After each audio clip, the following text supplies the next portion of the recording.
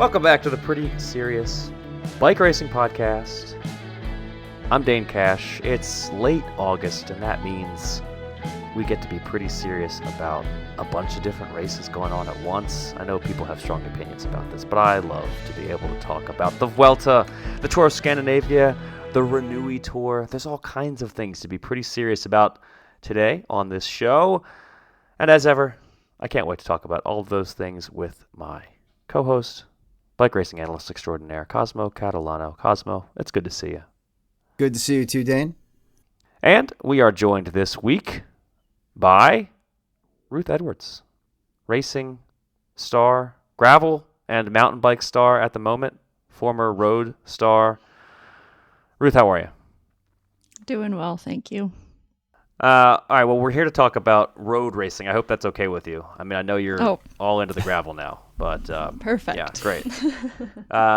We have Vuelta to talk about, lots to talk about at the Vuelta, maybe some things that I always hype this race.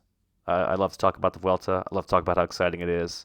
A lot of the talking points from the Vuelta over the first few days, maybe not the kinds of talking points we wanted to have, but they're here. We're going to talk about them, and at least it makes things interesting.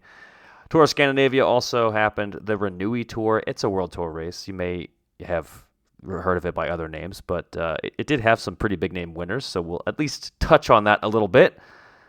Maybe do a little quick look at what's ahead at the Vuelta in this show. Lots to do here. But before we get into it, let me tell you that you should go sign up over at escapecollective.com/join to become a supporter of this podcast, of all the other awesome podcasts we do, of escapecollective.com and all the stories we write over there, regardless of whether you're a fan of the racing or the tech, everything in between. We need your support. So, escapecollective.com/join. If you go sign up, you'll become a member of a pretty cool crew. We got some really cool members. Our community is really great, and the community also includes some people who are lifetime members, and those lifers deserve a little bit of a shout out. So we're going to give them one here. I want to give some thanks to Mike Miles, Dash Bodington, Bob Ippolito, Ross Allen, and Ben Lowe. Thank you for being lifetime members of Escape Collective. Your support means everything to us, and we're really grateful. All right, on with the show. So, Vuelta a España. We are 3 stages into the race as of recording time. Cosmo, after 3 stages, where do things stand? How has the race been? Not quite won, but a couple of stages has been, at least so far. It's been interesting. The opening stage was a team time trial won by Team DSM Firmenich. I think I'm saying that correctly. Pretty much because they went when it was sunny and, well, when there was daylight and it was not raining. I think the organizers were going for a kind of golden hour sort of opening day and ended up with something that looked like an outtake from Blade Runner. A lot of rain, a lot of headlights, not a lot of traction. A lot of people fell down. A lot of people had feelings about it. This kind of led into stage 2, which had a kind of tight finishing circuit up a steep climb and descent. I think there were initially plans to cut the finishing times to the top of the climb, and there was an argument that I might address later that said that wasn't good enough, so they cut them at the bottom of the climb. You had about 20 of the cool kids decide to contest the stage. Andreas Krohn kind of slipped away over the very top. He had a teammate in the group that helped break up the chase and took a nice solo win, pointing at the sky for his fallen teammate. Always cool to see. And then today we got a mountain stage with a very unsettled GC because there wasn't a huge GC difference in the opening stages. And a couple of guys took a shot, but it was mostly a 20-ish rider sprint into the finish, taken by Remco Evenepoel, who promptly crashed into the assembled press and media and etc. after the finish line. Seems like he's okay. But yeah, weird race so far. Oh yeah, we also didn't know who was winning the GC after stage 2 for like an hour while they tried to put together who had crossed the invisible finish line at what time of the day. All right, so obviously lots of talking points there, many of them of the kind of frustrating or weird nature. Look, I always like to say that this is a race that deserves more attention. It deserves more fan eyeballs. I think there's been plenty of media stories after the first few days, plenty of reasons for people to click on stories, but maybe plenty of attention. Yeah, not so much for the reasons that we wanted. It's not a good look for the Vuelta organizers, that's for sure. The team time trial and the stage 2 route to me, the most frustrating things about those are that they're not circumstances that should have been all that surprising. I mean, if you start a race that late into the day, you might not be able to see stuff if things get rainy. And that's what happened. The route of the second stage, I mean, again, it's like this is the route that was planned. Why didn't you just do a different route if you're going to have these issues? It makes the organizers of this race, a race that is owned by ASO, by the way, it makes them look less professional than you want out of a grand tour. And that's frustrating. And Remco Evenepoel expressed his frustrations after the team time trial. He was very unhappy with what happened in terms of the conditions. I think he was probably pretty happy with what happened in terms of the actual racing. Soudal Quickstep did great in that opening TTT, whereas Jumbo lost time, which was very much not what was expected. But the conditions were frustrating to Evenepoel, who once again was frustrated after stage 3 when he said, quote, "It's a bit breaking my balls," which is something I didn't know the Belgians knew that phrase. That's a Sopranos kind of phrase. I wasn't really expecting to hear that out of Remco. But yeah, he was not happy with the situation at the finish line where he crashed. Yeah, I mean, I get where he's coming from, but I think his objections, especially on stage 2, were maybe a little overstated. He complained that if you take the finish, the time at the top of the mountain, whoever has the time there will almost certainly be in the lead with enough gap to try and defend it all the way down into the finish. And it's sort of like, well, yeah, that's how bike racing works. And you either, I don't know. I feel like I understand the push for safety, especially because it's the second day of a 3-week long race. But at a certain point, like, it's a Grand Tour. You're supposed to do these hard stages early on. And if you're worried about taking the risks to win the day, don't take the risk and make it up at some other point on the course. Chances are your GC competitors are going to be thinking the same way too. But that's, it's easy for me to say not in the race. Well, to Remco's credit, I mean, he is making his frustrations known after having done quite well on these stages. He's not complaining from a point of having lost time. He's complaining after having done great in the opening TTT and won stage 3. I agree, but he's complaining less about his result and more about he doesn't even want to take the risk of a bad result. He really wants to just kind of neutralize everything. And that's where I'm kind of like, well, these should be open. You can go to the front of the peloton and say, hey, let's not race today. And people can agree with you or not agree with you at their peril. Ruth, you've raced the Giro, and I know that race particularly, there was a stretch of a couple of years where there were a lot of rider complaints about the way things are being organized. It was...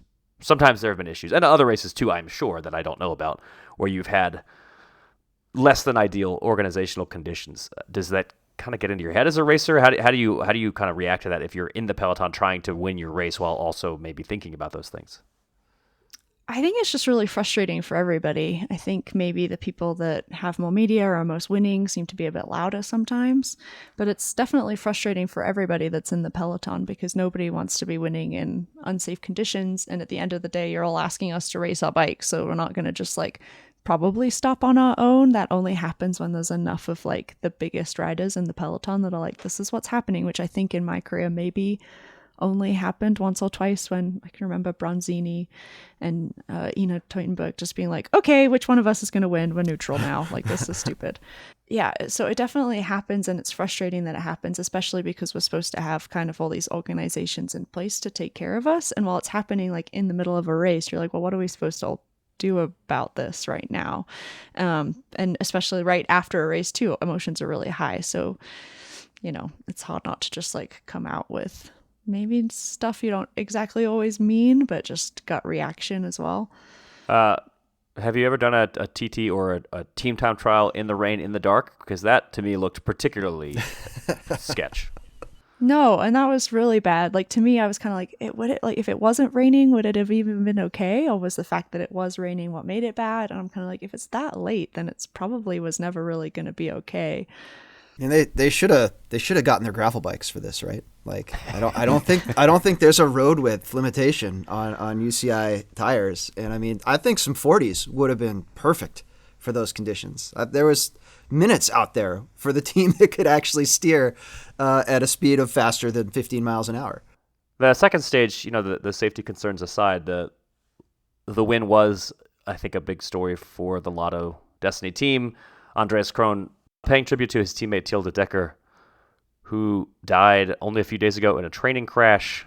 Just awful news from Lotto Destiny. De Decker was a really promising young rider. He had won the under-23 edition of Paris-Roubaix, someone that a lot of people are very excited about, and gone all so suddenly and so young. And so for Andreas Kron, I think this was a really nice moment to be able to do this, to pay a tribute to his teammates so early into this Vuelta, and to kind of give this team something to be happy about, something to celebrate. On the racing side, Kron, 25 years old, and he's someone who is really starting to collect some nice wins in stage races. He's generally kind of a rider who takes this kind of stage win, and he was up there at Amstel this year too. So promising.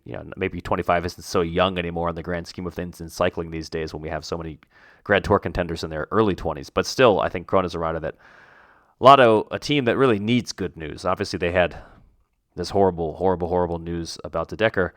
They also they need more results, and it's I think they're going to be pretty pleased at least with this turn of events. The first World Tour win of the year, I think. Andreas Kron's stage win, I believe they went 8 months without a World Tour win. So good on Andreas Kron for achieving that. And then let's talk about stage 3. There was actual GC racing to an extent.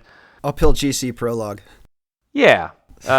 We had some action from the Super Domestiques. That was entertaining. As somebody who completely unashamed to say, I mean, I want to see Sepp Kuss win races. I hope that's fine. I hope it's okay for me to say that. I know I'm supposed to be unbiased, but he's from Colorado, so come on. He was up there trying to make it happen today. Marc Soler, who I've also expressed how much I love watching him race, mostly because of the drama. He was up there trying to chase down Sepp Kuss. In the end, we got kind of a sprint where I have to say, I think a lot of the commentators were expecting Primož Roglič to be in the mix there, because that's what he does. He likes to hold on for a 200-meter sprint at the end of a hard climbing stage. Not only was he not the Jumbo rider who was even in with a chance there, Remco just kind of destroyed everybody. I mean, it wasn't a huge margin in the end, but he showed that he's got a lot of punch, which maybe shouldn't be all that surprising to us, considering he's a rider who has won, some Ardennes classics, but still a real big statement, I think, from Evenepoel, one that I don't think will have too much of an impact on the overall battle because it's just a few seconds. But to come away with that emphatic win, I think he really puts himself into the conversation as the rider that everybody's going to be watching. I think it sets him up really well. I think he obviously does better when he's feeling like he's on top. So it'll just be cool to see how he races the rest of the tour now. Yeah, as a rider who does race so much on feel, I mean, we do like to criticize him for his tactical mistakes sometimes, but it also means, I think, when he does, as you say, when he does have this confidence builder, it's going to help. He did jokingly say after the stage that when he was asked about taking the red jersey, just this early in the race, he initially said, unfortunately, but I think he was clearly kidding there. And I think, he's going to be riding with some confidence. He did crash, got his face all bloody, seemed to be fine. I mean, head wounds bleed a lot. Like, you could just get a tiny little cut, and it's like 30 seconds later, your face is covered in blood. So that's a good point. So tough to tell, because he still had his helmet on and everything. And it was kind of a 2-part crash. Like, he hit a person, hit the ground, and then rolled into a fence. I think he may have cut it rolling into the fence, just because where he was cut was right at the edge of where his helmet would have been. He didn't seem messed up afterwards, for sure. Yeah, he pretty quickly was celebrating with his team. Seemed to be in good spirits. They cleaned up his face really well for the cameras, by the way. I noticed initially there's a lot of camera shots of him just covered in blood. And then looked like he hadn't gotten hurt at all for a moment there when he was on camera. And then it was starting to show up again. But he did look okay. We're recording this literally within an hour after the stage, though. So it is possible that we will find out. For the hematoma. We need to edit the show. If we find out that he's actually seriously hurt, well, that could change things. For now, it seemed like he was okay, but we don't really know. If he is okay in terms of his head wound, he certainly looks good in terms of form. Jonas Vingegaard, I have to say I shouldn't be surprised. He's Jonas Vingegaard. He just won his second Tour de France. I was a little bit surprised to see him so sprightly on this final climb, showing some punch, being the only one who even was close to Remco this early in the race. I kind of thought he was going to be building into form, but he seemed pretty good today. We saw it at the Tour. He was up to party on those first couple of stages. It's actually kind of interesting to look at this in light of the Tour. Like the Tour had the kind of funky start with hard stages early that went right, and the Vuelta thus far has sort of been the comedic version of that, where things kind of go wrong. But I wasn't too surprised to see him up there. I was, like most people, I was more surprised that Roglic wasn't more involved, especially with Kuss doing all the work, kind of leading out that final group. But it's a second, some bonus time, plenty of room to make up for what may have been a miscue on Jumbo's part. Yeah, I mean, to go back to the Tour, we had such an extremely close battle in the early goings, and it seemed like every second was going to count, and then it kind of didn't in the end. It was a very decisive stage, blow that Jonas Vingegaard struck in the mountains, and so maybe within 2 weeks we're going to find out that this 1 second difference between Evenepoel and everybody else wasn't actually that big of a deal.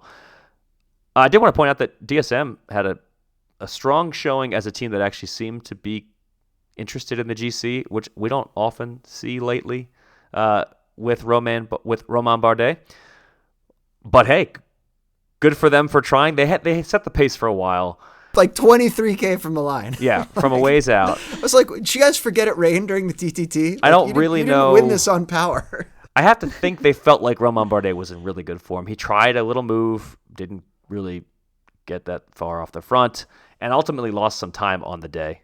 But hey, good on them for trying to see what they could achieve with Romain Bardet at this point in his career. The other big talking point, Ineos, 3 stages into this race, basically, I think we've seen that their GC bid is just not gonna be what they want.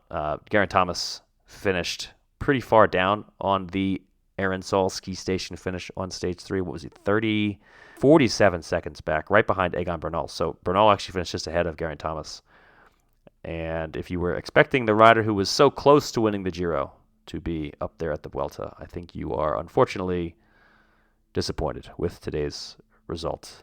Kind of a reflection of the team in general. I mean, Geraint Thomas, Egan Bernal, 2 of their biggest name riders who have been such big stars, not really achieving the results that they wanted this early into the race. So Timo Ahrensman, I think, may be the guy. I mean, he was only 27 seconds down today, still a little bit down, but he's the Ineos Grenadier who might be the best positioned for this Vuelta GC battle. I think Thomas was one of the few of the maybe big GC favorites to lose time. I guess Mika Landa, if you want to include him in that category, also lost a bunch of time today. So his would-be Vuelta bid, I think, is already more or less over. I'm not sure if you counted him among the favorites, but yeah, it is what it is. Maybe just to recap, though, after 3 stages, Remco Evenepoel is your race leader. Enric Mas, second, doing really well. His team had a great opening TTT, and I think that helped a lot. The young Lenny Martinez for Groupama in 3rd, and then Jonas Vingegaard sitting 4th. And Vingegaard and Roglic, I think we're probably expected to be a little better positioned by this point in the race, given that they probably thought they were going to do better in the team time trial, and yeah, not so much. Although Vingegaard did look good today, and there's a big race, a lot of racing to come. But yeah, advantage so far, Remco Evenepoel.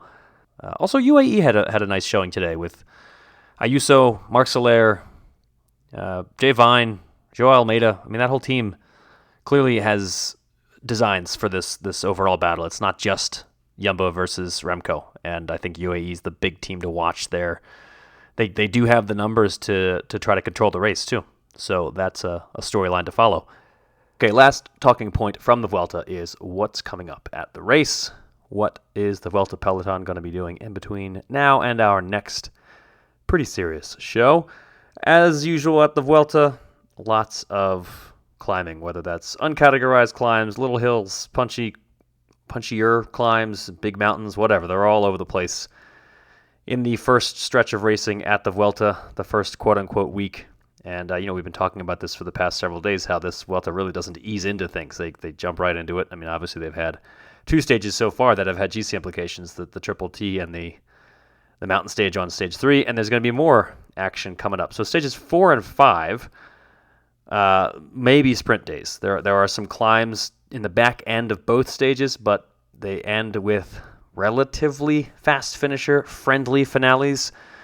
I'm thinking we might get some sprint days there. We'll see. Stage 4, by the way, heads into Tarragona. So we're leaving Andorra, getting back into Catalonia in Spain.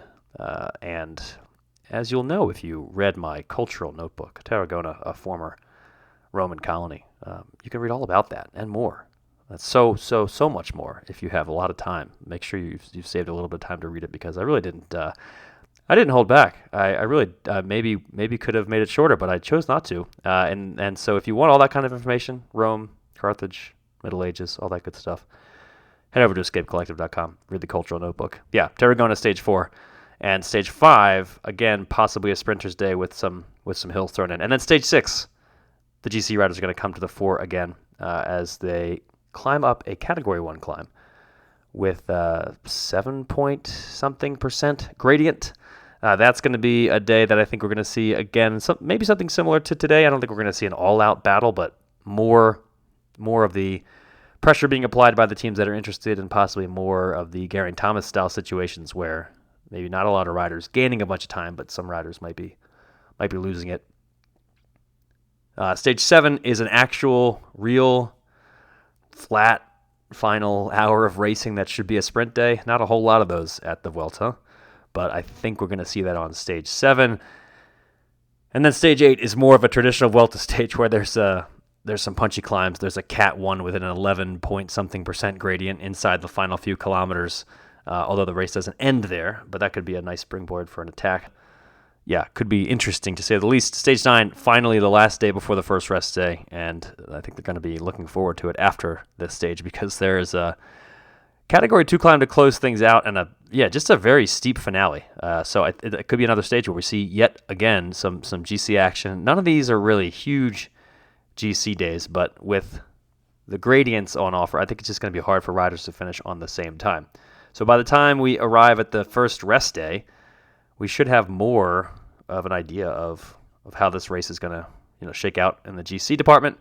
And yeah, lots to look forward to as the race makes its way south along the Mediterranean coast towards Cartagena for that 9th stage, and then they're gonna make a turn and head into north central Spain beyond that first rest day. So plenty to look forward to at the Vuelta. Hopefully we'll see maybe less chaos. All right, Tour of Scandinavia just finished. We had perhaps the favorite taking the win, but it was a pretty interesting race nonetheless, with a bunch of different storylines along the way. Cosmo, can you sum it up here in just a few brief seconds? What happened? A lot of Cecilie Uttrup Ludwig trying to gain enough time in every way possible, whether that's a sprint or trying to get away clear at the end of a stage. Get bonuses, get time, hopefully get enough cushion on Annemiek van Vleuten for the TT. She did not quite succeed, but made for a very entertaining race otherwise. And also, Lorena Wiebes, really fast and really strong. Picked up a couple sprints. Yeah, in the end, Annemiek van Vleuten taking the win by just 2 seconds, which, on the one hand, masterful GC racing, because all that really matters is that you take the win. She didn't win any stages. That's fine. She took the overall win. And, of course, she's retiring at the end of the year, so I think this is very important to her to take this big victory. She had won the Giro earlier and then had maybe, I think for her, a bit of a frustrating Tour de France. So back on top here with, I guess, just one race left in her career. But good on Annemiek van Vleuten for doing what she does, which is climbing, TTing, everything perfectly to get the win. On the other hand, Cecilie Uttrup Ludwig is a rider who has been kind of... She's had big wins before, obviously, but she's someone who often has come close to taking wins and then hasn't quite pulled it off. And in this race, she won 2 stages, took the points title, second overall. I'm sure she wanted to win the race, but still a great race and actually some wins, some results out of this. So good on her. It's you do something like a late attack in a classic and you get a podium maybe, but which she was super stoked on at Worlds. But here, actually, her ability to kind of snag those bonus seconds, even if the late attack fails, she still managed to be third on stage 1. Probably better than she would have done staying in the group and sprinting. And it's just sort of, I don't know that was her entire game plan from the get-go, but she really seemed to make it work. She's like, well, I'm going to do whatever I can and grab whatever seconds I can, and hopefully it all works out. I think it's easy to sort of watch a one-day attack, watch a crazy attack in a one day and be like, well, they always do that and it never works out. There's a little more opportunity to try it and make it work in a stage race. Yeah. She seemed super engaged the whole time. She was just really going for it always. And even, she got third after she was caught on the line, but then I think it was the third stage she still got, one of the stages she got third again, like in the sprint as well. So it seems to me a little bit like Van Vleuten got first a little bit by coincidence or by like chance almost. She just had a really steady, good race. But, pretty much from the time trial, she was up there in the results, but never really on the podium. She didn't have anything super impressive. She just was consistent and more consistent than everybody else. So I think it's just that 2 seconds is probably got to be pretty painful for Cecilie. Yeah, the time trial is what really sealed it for Van Vleuten. She took enough time to hold on to, and Uttrup Ludwig did fine in the TT. She was 17th on the day, but that was the one stage where she really lost a bunch of time. She lost 29 seconds to Van Vleuten and 52 to Grace Brown. I thought Zoe Bäckstedt had an awesome ride. She's just super young and in the elite field. I thought it was pretty cool. There were a couple time trial results I thought that were notable, like Loretta Hansen, 4th, I believe. She had a really good ride, just beating some really solid time trial riders and not being, I think it's hard not to just compare yourself to wherever Van Vleuten finished. I think a lot of people do that, whether you're beating her or being beat by her. You just compare to your time to her, and I think that there's plenty of riders that will be pretty stoked with how close they're getting to those times. And again, Grace Brown having another smashing TT was very fun to see after her kind of like not great start to the year. Yeah, you mentioned Bäckstedt and how young she is. She's 18, which is kind of mind-boggling that she's able to be up there where she was. A TT is not a discipline where you can just kind of luck your way into a result. Obviously, Zoe Bäckstedt has some talent and some strength. She finished 7th and was, right up there with some big names. Not that far behind Van Vleuten and well ahead of like Emma Norsgaard, who is a super talented rider. So good on Zoe Bäckstedt. I think we're going to see more from her, more exciting stuff from her in the future. Lorena Wiebes did what she was supposed to do. It doesn't make it any less impressive that she took the two wins that she did. Well, they also weren't prototypical sprint stages. There were some questions both days about whether the course would be too hard for her to stay in touch or to have a solid sprint from. And she definitely looked pretty good in both of them, especially on stage 3. She really kind of didn't have the support she usually has. Kind of had to just sort of eat wind as gently as she could before catching a wheel and launching a sprint. And it kind of the people who are upset with SD Works winning everything, this could be the thing that sort of shakes up their team. She's there through 2025, but it may be she decides she's wants and thinks she can win some classics, and honestly, it looks like she really could. So I would actually be curious to see what happens when her contract's up. Wouldn't be surprised if she winds up on a new team kind of built around getting her wins on races she hasn't won yet. Yeah, regarding kind of going from being a sprinter to a classic star, there's already a rider on this team who has done that quite well. And I think there's only so much room for big winners at SD Works. That said, they do a darn good job of kind of spreading the wins around. And it seems like riders who go there just win a lot. So Lorena Wiebes continuing to prove that she's super, super, super strong, super fast. Amber Kroc was another big surprise of the race to me. She's not someone who has done that much in terms of big results. Riding for the Jumbo-Visma team, she has had a heck of a, let's see, how long has it been since the last, so a heck of a month of August, I guess. She won a one-day Le Périgord and then finished third overall at Scandinavia, where she was very much in the mix, second in the TT, and just in general looked really strong. It looked like she was a real, again, it's sort of like Annemiek van Vleuten, just a very consistent ride from her to be able to be in the mix every day and pull off this strong result for Jumbo. A team that got some less great news just, I guess, yesterday, with Marianne Vos, who, she had iliac artery surgery, like so many other riders in the last few years, having suffered from a lack of power. She said, quote, a lack of power in her left leg, and just got surgery to treat iliac artery issues. So hopefully things will be back to normal for her at some point in the next several months. This is a tough one to come back from. That surgery is sometimes we see riders come back from it. Sometimes riders really do struggle to come back from it, and hopefully the greatest of all time will be able to be in the group of riders who do well in their comeback. But yeah, tough day, tough news for Jumbo-Visma, but at least Marianne Vos's compatriot was able to take that podium. All right, lastly, on the big docket of news today, the Renui Tour, which used to be called the Eneco Tour, the Binkbank Tour, the Benelux Tour. It's the Renui Tour, and despite the fact that we are making fun of its name, it did have plenty of big names there, a bunch of World Tour teams, bunch of very, very interested Belgians riding on home turf, trying to take some World Tour victories, and Tim Wellens was your winner in the end. By the way, this is his third ever GC win in this race, so if they're looking for a new name anytime soon, maybe they could just... Tour of Tim Wellens, powered by Tim Wellens. Yeah, exactly. That would be great. The Benelux Tour of Tim Wellens, powered by Tim Wellens.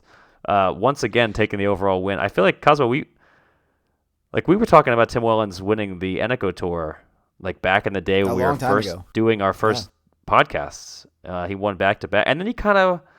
I remember very clearly because Tom Dumoulin had a really good Eneco Tour back then. And I remember thinking maybe this guy could be a GC racer. And then he did win a Grand Tour. And yeah, after all those years, Tim Wellens back. Unfortunately, much like the Vuelta, though, this race had some drama for the wrong reasons. More protests on the last stage. The riders basically said, this is too dangerous. Ultimately ended up taking GC times early. So Matej Mohoric, who took the final stage, was kind of unable to actually fight for GC. And I'm just thinking, you know what? These races need to do better because they're World Tour races, but more, maybe just as importantly, is the fact that if you're a post-tour race, you are already fighting for eyeballs. You are already struggling to get people to care about you. As if rider safety was not enough of a reason, which it should be, by the way, but as if it weren't enough, you need to be in the news for the right reasons. And Binkbank, Eneco, Benelux, Renui Tour, not really doing a great job. And then the Vuelta, you would have thought would be better at that as well. One of the talking points, though, that from that stage, Mohoric did say that the riders also knew about this route from a while out. It wasn't like they were being blindsided either. So I was intrigued that he said, he basically said this was sort of on them as well, wasn't just totally blaming the organizer. And I thought that was an interesting talking point. I don't know, Ruth, are you looking at like stage finishes, courses, that sort of thing well in advance before the races? I mean, is this something that you generally are aware of well in advance, or is this something you generally find out the day or two ahead of the race? A lot of that depends on kind of my role within a team, I would say. I think if I'm just working, then I might not know the exact finish of every stage. But if I'm going to do well, then yeah, you know what it's like well before you're even at the race for sure. You look at Google Earth, whatever, Street View. You get to be a real nerd about spreadsheets and knowing everything for sure. Did you Google Earth Leadville? Oh, every single mile. The other talking point I had out of Renui Tour, at least, was that Josh Tarling took a win in the TT. I I don't know. I feel like I'm letting our UK listeners down for being surprised by this and for being surprised by his world's podium. But I promise I'll never be surprised by Josh Tarling again. I want to see Josh Tarling versus JJ Watt. Some form of enormous people pedaling bikes real hard. It's a real shame that JJ Watt didn't decide to be a pro cyclist because the name alone. I mean, it's true. Yeah. I should explain. Well, there's JJ Watt, I think, tweeted something about a Peloton workout where he was there were a couple hundred people in it, and he was like 7th or something, and he put out like 700 watts for 20 minutes or something absurd. And if you divide by his mass, which is substantial, it's still not like, I mean, it's like a mere 4 or 5 watts per kilo, but the amount of energy he is able to transfer into a bicycle is truly astounding. And Sam Tarling is also very large, and probably plays to advantage in a TT like this one. Yeah, I think the point is that maybe JJ Watt should be a track racer because, watts per kilo doesn't really matter when you're on the track so much. It's just true. Watts, right? And there's a lot of pushing people out of the way, which he's already good at. He's pretty. So. For those of you who don't know, because this is a very American conversation, JJ Watt is a player of a sport, gridiron football. Recently retired, I believe. In which people throw a strangely shaped ball around. Yeah, you should check it out. It's a fun sport. And JJ Watt is one of the best defensive players in that sport in recent memory. And he also apparently lives up to his surname on the bike, despite being huge. Yeah, like Josh Tarling, who will never surprise me again because he has now won a World Tour race. This is his first World Tour win. Also super young, 19 years old. So the young British time trialists having a bit of a moment right now between him and Zoe Backstedt. All right, I think that's kind of all we got. We got lots of Vuelta action to come. The race is still quite close. And then there's also the Plouay races, men's and women's. The men's is the Bretagne Classic West France, and the women's race is now the Classic Lorient Agglomeration. They'd like to change up the names of this race, but it's been in Plouay in Western France for quite some time, actually. I mean, this is decades of racing here, even though the name seems like it changes every year. But usually pretty good racing on both men's and women's sides. The men's race this year, we got the likes of, let's see, Christophe Laporte will be there, and Mess Peterson will be there. And on the women's side, some of the big names that are going to be there include Mavi Garcia, Anuska Koster, Silvia Persico, Cassiano Vidoma, Amanda Spratt, Lizzie Dignan. Yeah, plenty of reasons to watch both of those events. I know it's a lot of racing to watch at once, but I can't complain about too many bike races because I like watching bike racing. Who doesn't? Yeah, lots to talk about coming up. Hope you will be able to watch all of the racing in the next few days. World Tour men's and women's, under 23 women's. Yeah, lots to follow. Yes, I know the tour is over, but there's still a lot of great racing with some big names going on at the moment. And away from the World Tour, the Tour de l'Avenir, Femme, for the first time. I believe it's the first ever women's edition of the race. Lots of exciting things to see there. We saw some riders of the future on the men's side over the past week. I think Mexican cycling fans in particular have to be pretty pleased. It's been a long time since we've seen someone with the promise that Isaac Del Toro showed at the Tour de l'Avenir, taking a stage win and the overall there, 19 years old, and someone who clearly has a bright future. Matthew Riccatello, for the American fans, taking a stage win, took the time trial, stage 7A. It did lose some time there and ultimately finished 4th overall after having won the time trial and briefly led the race. But still, really, really exciting result for a guy who's 21 years old and already racing, as a pro with Israel Premier Tech. But yeah, lots to look forward to with the women's edition of that coming up, the first ever Women's Tour de l'Avenir. I think we're going to talk about that more in the other various podcasts on the network. So check out the placeholders and we'll talk. And you know what? Check out Geek Warning if you haven't already, even though that's got nothing to do with Tour de l'Avenir. You should just check out all of our podcasts on the Escape Collective Network. All right, that's it for the Pretty Serious Bike Racing Podcast. Thanks again for listening. And if you haven't already, head over to escapecollective.com/join and sign up. You can save 30% by signing up for a yearly membership, by the way. We'd love to have you. We'd love to have you as part of the community. And we'd love to have your support.